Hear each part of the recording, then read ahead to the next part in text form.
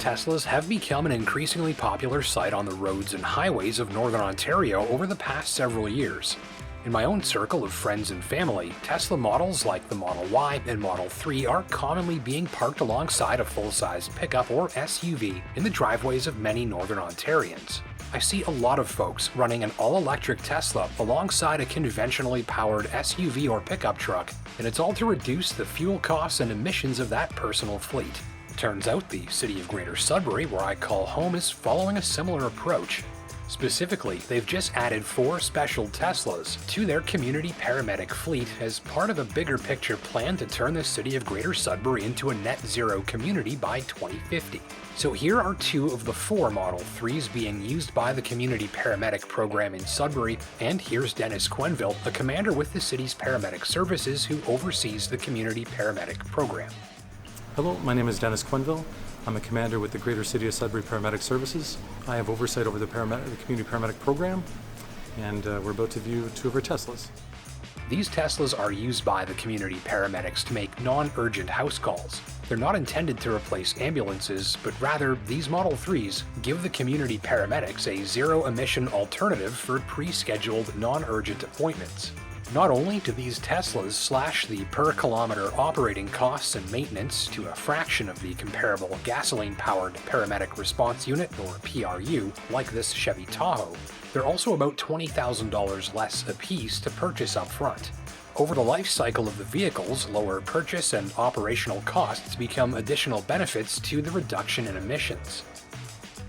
The Teslas are used during daytime hours for non-emergency, non-911 calls. They're basically scheduled calls within our community paramedic platform. Our nighttime operations have our typical EMS PRU, which has spotlights, radio communications, and other advances that have been put into those vehicles. At current fuel prices, driving a Chevy Tahoe like this PRU costs about $20, and driving that same distance at off-peak home charging prices costs less than $2. The Teslas never need an oil change or tune-up, and they're charged overnight on level 2 chargers in their parking garage. This ensures the batteries are always full in the morning and ready for the day's calls. Quenville says that his team uses the Teslas in the daytime only since they aren't fitted with the lighting and radio system upgrades found in the Chevy Tahoe PRUs, and that equipment is mandatory to help keep responders safe during nighttime calls that may take them to remote locations. For the moment, it's unclear how installing that extra equipment might affect the Tesla's battery, so for now they're reserved for daytime use. This is one example of a learning opportunity that may eventually help similar programs in other jurisdictions as they switch to an electric fleet. Quenville says the Model 3 has enough space in its trunk for oxygen, monitors, dressing, medication, and electronic devices required for house calls and first responder work, and up front the Tesla has a front trunk, or Frunk, since of course there's no engine under the hood. You get a little more storage space.